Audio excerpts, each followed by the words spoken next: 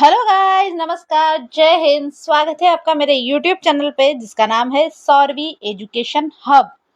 तो देखिए बच्चों, आज हम पढ़ रहे हैं हमारी क्लास 3 का जो एनसीईआरटी साइंस का चैप्टर 10 है, ध्वनि, यानी इंग्लिश में उसको साउंड बोलते हैं, उसके क्वेश्चन आंसर का। यानी चैप्टर कंप्लीटली मैं आपको पढ़ा चुकी हूँ, वो आपको हमारी प्लेलिस्ट में मिल जाएगा। उसके बाद ये रहेगा उसके क्वेश्चन आंसर का वीडियो। तो आप लोगों को क्या करना है बच्चों, चैनल को सब्सक्राइब करना है और इस बेल आइकन पे जरूर क्लिक करना है। तो चलिए मेरे साथ वीडियो की ओर। पहला क्वेश्चन है, सही उत्तर चुनिए। पहली क्वेश्चन में दे रखा है हमें, ध्वनि संचरित हो सकती है। ये मैंने जब क्वेश्चन पढ़ाया था आपको, सॉरी चैप्टर पढ़ाया था, तब ये बहुत अच्छे से पढ़ाया था कि ध्वनि को संचरित यानी ध्वनि को चलने के लिए, संचरण के लिए किस चीज की आवश्यकता होती है? माध्यम की। मैंने डिटेल भी लिखी है ताकि आपको रटना नहीं पड़े। अगर आपने चैप्टर नहीं भी देखा होगा तो क्वेश्चन देखने में आपको आसानी होगी। वैसे आपको चैप्टर पढ़ना ही है। माध्यम की आवश्यकता होती है। कौन कौन से माध्यम में गति करती है? ठोस, द्रव और गैस। कौन कौन से माध्यम में बच्चों? ये होती है हमारी ठोस, द्रव और गैस। तीनों माध्यम में क्या करता है? संचरण।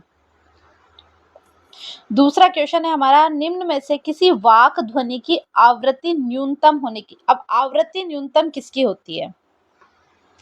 तो देखो बच्चों, ये मैंने स्पष्टीकरण नीचे लिख रखा है। पुरुषों के वाक तंतु बड़े होते हैं। अब जिसके वाक तंतु बड़े होते हैं ना, उसकी ध्वनि का तारत्व कम होता है। क्या कम होता है? तारत्व कम। और तारत्व कम होगा तो आवृत्ति क्या होगी? न्यूनतम। ये मैंने चैप्टर में पढ़ाया है। तो इसमें आंसर क्या होगा? छोटी लड़की की, छोटे लड़के की, महिला की या पुरुष की? तो बच्चों, आवृत्ति न्यूनतम होने की संभावनाएं होती है पुरुष की। किसकी? पुरुष की। क्वेश्चन नंबर 3 है, निम्न में से सही कथन के आगे टी का मतलब होता है ट्रू एंड गलत कथन के आगे एफ यानी फॉल्स पर निशान लगाए। ठीक है। पहला है, ध्वनि निर्वात में संचरित नहीं हो सकती है। बिल्कुल सही बात है। हमने एक याद हो तो प्रयोग भी बताया था, ग्लास में से हवा निकाल दी, ऐसा कुछ था ना। तो वो गति करी थी क्या? ध्वनि चली थी क्या? नहीं चली थी।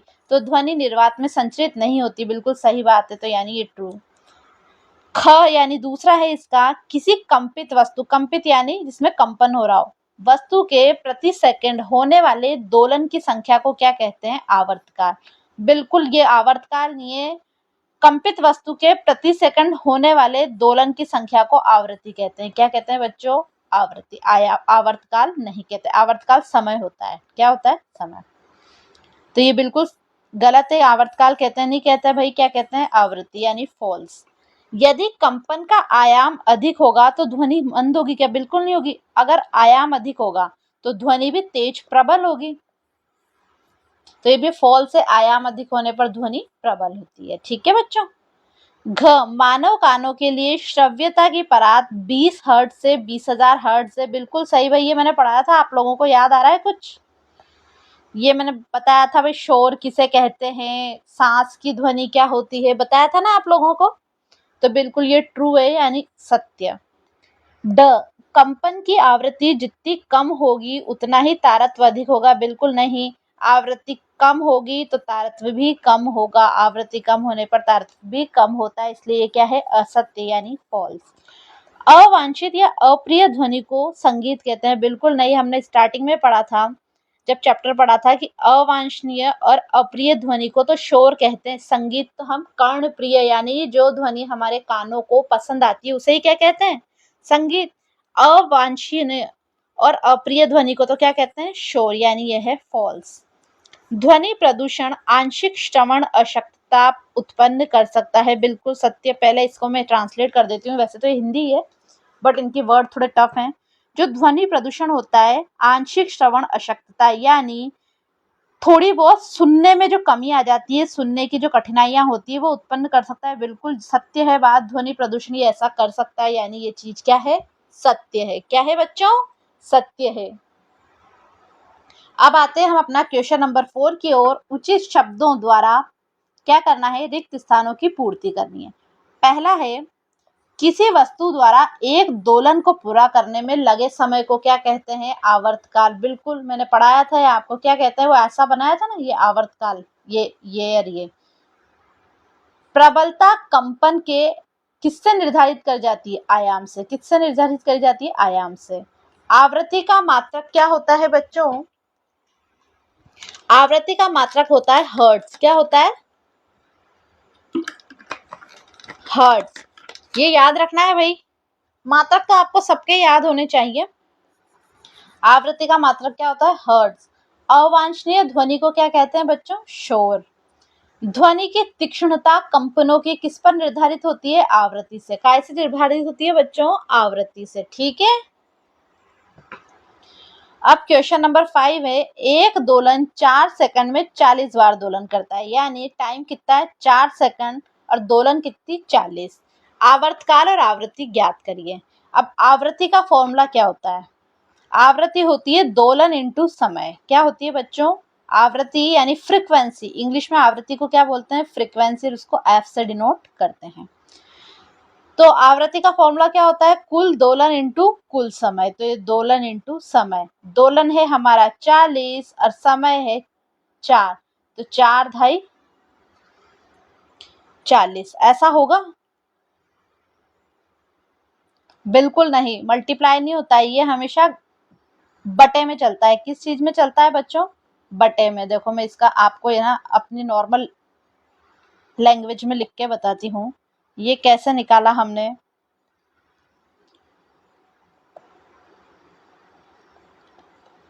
आवर्ती का फॉर्मूला क्या होता है? दोलन बटा समय। अब ये कैसे निकालेंगे हम? दोलन कितने हैं हमारे पास? 40। समय कितना है? 4, तो 4 एकम ये 4 और 0 यानी 10 हर्ट्ज। आवृत्ति का मात्रक हर्ट्ज होता है, तो हमने क्या लिखा? हर्ट्ज। मल्टीप्लाई नहीं करना है बच्चों, मैंने आपको सिर्फ याद दिलाने के लिए बोला था। आवर्तकाल। आवर्तकाल क्या होता है? आवर्तकाल होता है हमारा, आवर्तकाल होता है हमारा टी, यानी टाइम पीरियड। इसको टी से डिनोट करते हैं। किससे? टी से। अब देखिए, ये होता है हमारा, जो हमारी आवृत्ति आई ना, एक तो आवृत्ति इंटू समय। क्या है बच्चों? आवृत्ति इंटू समय। तो यहाँ पर सेकंड है, 4 सेकंड में 40 बार, यानी 1 सेकंड में क्या है? समय कितना हमारा? 1 सेकंड में 10 बार, तो यानी 0.1। ये मल्टीप्लाई हुआ 10 एकम 10 दशमलव इधर गया, तो ये हुआ 0.1। ठीक बच्चों, आप इसको ऐसे भी समझ सकते हैं। देखिए,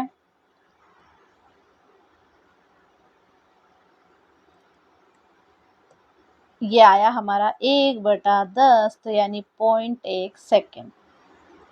ठीक बच्चों,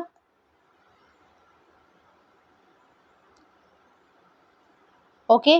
तो यानी आवर्ती तो यानी कितनी हुई? 10 हर्ट्ज। और आवर्तकाल, आवर्तकाल कितना हुआ? 1 सेकेंड। इसमें भी क्या है? दोलन बटा समय करा, एक दोलन में 10 सेकेंड लग रहे हैं, तो यानी 0.1। सेम फॉर्मूला लगा दिया हमने। अब आ रहे हैं हम क्वेश्चन नंबर 6 पर। एक मच्छर अपने पंखों को, अब पंखे मच्छर में होते हैं ना, वो पंख लगे होते हैं, वो ऐसा नहीं अपने घर का पंखा, 500 कंपन प्रति सेकंड की औसत दर से कंपित करके ध्वनि उत्पन्न करता है। कितना? एक मच्छर अपने कंपन को, यानी 1 सेकंड में कितने कंपन हो रहे हैं? 500। कितने? 1 सेकंड में 500। तो कंपन का आवर्तकाल निकालेंगे। अब क्या है? आवर्तकाल भी वही हमारा, आवर्तकाल कैसे निकालेंगे हम?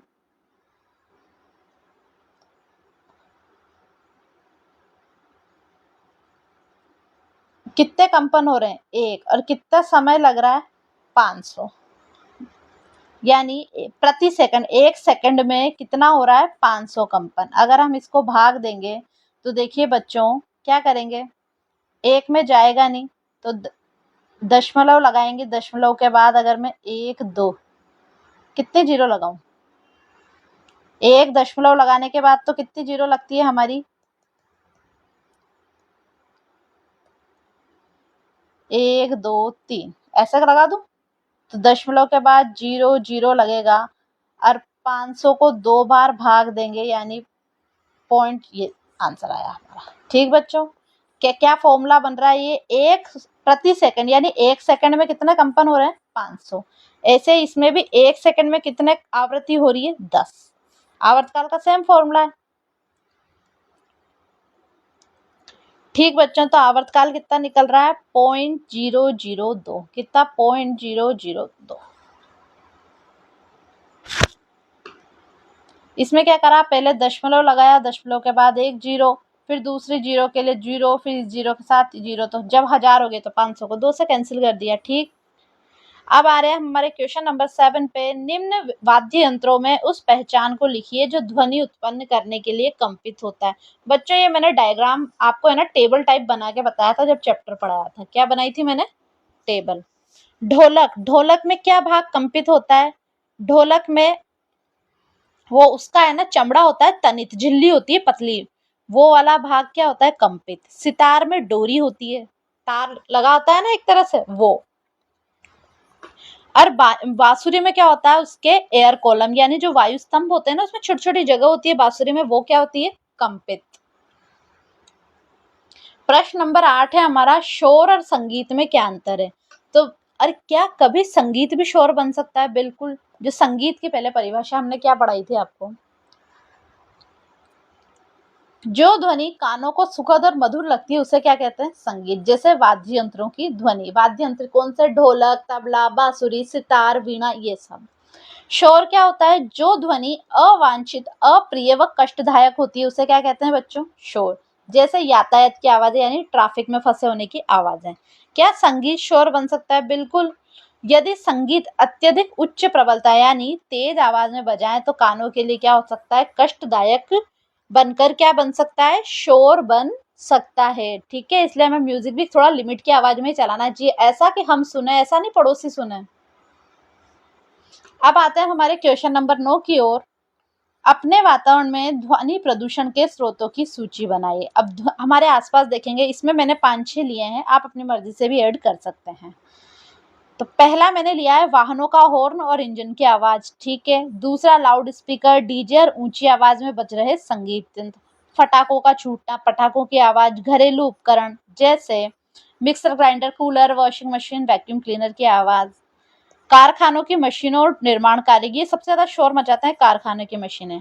टेलीविजन और ट्रांजिस्टर का उच्च आवाज में चलना। ठीक बच्चों, ये मैंने 5-6 लिखे हैं, आप और भी ऐड कर सकते हैं। वर्णन करना है कि ध्वनि प्रदूषण मानव के लिए किस प्रकार हानिकारक है। तो देखिए बच्चों, मेनली अत्यधिक और अवांछनीय ध्वनि यानी जो ध्वनि प्रदूषण होता है मानव के स्वास्थ्य पर बहुत बुरा असर डालता है। जैसे बहुत ज्यादा शोर के कारण क्या होती है? अनिद्रा रहने लग जाती है यानी नींद नहीं आती है, अत्यधिक तनाव होता है, सिर दर्द की समस्या हो सकती है, और लंबे समय तक ध्वनि प्रदूषण में रहने से जो हाई बीपी की जो प्रॉब्लम हो जाती है यानी हाई ब्लड प्रेशर की शिकायत हो जाती है, उसको हिंदी में उच्च रक्तचाप बोलते हैं। और क्या क्या हो सकता है? इससे सुनने की क्षमता में अस्थायी या स्थायी रूप से कमी हो सकती है। और चौथा है व्यक्ति की कार्य क्षमता और मानसिक शांति प्रभावित होती है। ठीक बच्चों, ये मैंने चैप्टर के टाइम भी पढ़ाया था, सेम है ये। अब हमारा क्वेश्चन नंबर 11 है, आपके माता पिता एक मकान खरीदना चाहते हैं, उन्हें एक मकान मिल रहा है सड़क के किनारे और दूसरा सड़क से 3 गली छोड़कर देने का प्रस्ताव किया गया है। मतलब वो 2 मकान देख रहे हैं, किसी प्रॉपर्टी वाले ने उनको क्या बताया कि एक तो सड़क के किनारे और एक सड़क से 3 गली अंदर, 3 गली छोड़कर। आप अपने माता पिता को कौन सा मकान खरीदने का सुझाव दें। अब उसको क्या करना है? अपने उत्तर की व्याख्या भी करने हैं। तो देखो बच्चों, हम अपने माता पिता को सड़क से 3 गली छोड़कर स्थित मकान खरीदने का सुझाव देंगे। क्यों? रीजन भी बताना है, उसने बोला ना उत्तर की व्याख्या करनी है। सड़क के किनारे स्थित मकान में क्या होगा? हमें वाहनों के हॉर्न, तेज गति से चलते इंजन, ट्रैफिक के कारण बहुत अत्यधिक ध्वनि प्रदूषण होगा, जो स्वास्थ्य के लिए क्या होगा? हानिकारक। इससे विपरीत अगर 3 गली अंदर मकान लेंगे तो मकान में ट्रैफिक का शोर काफी कम पहुंचेगा, जिससे हमें शांत, स्वस्थ और तनाव मुक्त वातावरण मिलेगा। ठीक बच्चों, अब आते हैं हम क्वेश्चन नंबर 12 की ओर, जो है मानव वाक्य तंत्र का चित्र बनाइए और इसके कार्य को अपने शब्दों में व्याख्या कीजिए। तो देखो बच्चों, ये डायग्राम मैंने वही लिया है जो मैंने चैप्टर में पढ़ाया था ना, तब यही डायग्राम लिया था मानव वाक्य यंत्र का। तो ये कहाँ होता है? हमारे शरीर में ये वाक्य यंत्र श्वास नली के ऊपर होता है, ये श्वास नली के ऊपर होता है। कार्य प्रणाली बतानी है इसकी। वाक्य यंत्र में 2 वाक तंतु होते हैं, कौन से होते हैं? ये 2, एक ये रहा, एक ये रहा। ठीक है। और ये इस प्रकार तने होते हैं कि इनके बीच ये देखिए गैप है, ये पढ़ाया था मैंने आपको, वायु निकलने के लिए एक संकीर्ण झिर्री बनी होती है। जब फेफड़े वायु को प्रबल पूर्वक इस झिर्री से बाहर निकालते हैं, कौन? फेफड़े, ठीक है। तो ये वायु के तंतु, ये वाक तंतु क्या होते हैं? कांपने लग जाते हैं जब इनसे वायु निकलती है। फेफड़े जब इनसे वायु निकालते हैं तो क्या होता है? ये वाक तंतु कांपने लग जाते हैं, जिससे ध्वनि उत्पन्न होती है। अब क्या है? वाक तंतुओं से जुड़ी मांसपेशियां इन्हें ढीला या तना हुआ कर सकती है, जिससे भिन्न भिन्न प्रकार की तीक्ष्णता वाली ध्वनि उत्पन्न होती है। ठीक बच्चों, अब इसका लास्ट क्वेश्चन है, आकाश में तड़ित, तड़ित मतलब समझते हो आप लोग? बिजली चमकना समझते हो? वो तड़ित ही बोलते हैं उसको हिंदी में। मेघ गर्जन यानी बादलों के गड़गड़ाहट की एक घटना एक समय पर तथा हमसे समान दूरी पर घटित होती है। मतलब आकाश में बिजली भी चमक रही है और बादल भी गरज रहे हैं सेम टाइम पे, और सेम हमसे दूरी, भाई दोनों आकाश में ही हो रहे हैं। हमें पहले तड़ित यानी बिजली दिखाई देती है। आप तड़ित वर्ड को याद रख लेना भाई, ये बिजली चमकती है। बिजली पहले दिखाती देती है और मेघ गर्जन बाद में सुनाई देता है, होता है। इनका रीजन क्या है? रीजन तो मैं आंसर में बताऊंगी आपको। क्या आप इसकी व्याख्या कर सकते हैं? बिल्कुल कर सकते हैं, क्योंकि बच्चों जो प्रकाश की चाल होती है वो बहुत अधिक होती है। ये कितनी होती है? 3 × 10⁸ मीटर प्रति सेकंड। ये देखो मैं लिख देती हूँ आपको यहाँ अलग से भी। प्रकाश की चाल कितनी होती है? 3 ×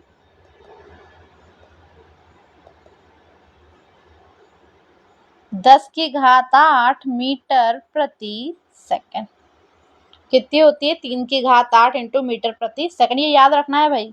जबकि जो ध्वनि होती है, पहले हमें क्या सुनाई दे रहा है? प्रकाश। मेघ गर्जन की वजह से क्या तो आवाज आ रही है, तड़ित में क्या दिख रही है? बिजली दिखाई दे रही है, ठीक है। तो यानी प्रकाश पहले दिख रहा है, यानी प्रकाश की चाल ज्यादा अधिक है। इसके विपरीत ध्वनि की चाल वायु में अपेक्षाकृत कम होती है। कितनी? 340 मीटर प्रति सेकंड। ध्वनि की कितनी होती है? मैं अलग से भी लिख रही हूँ, 340 मीटर प्रति सेकंड। ये लिख रही हूं मैं ध्वनि की चाल।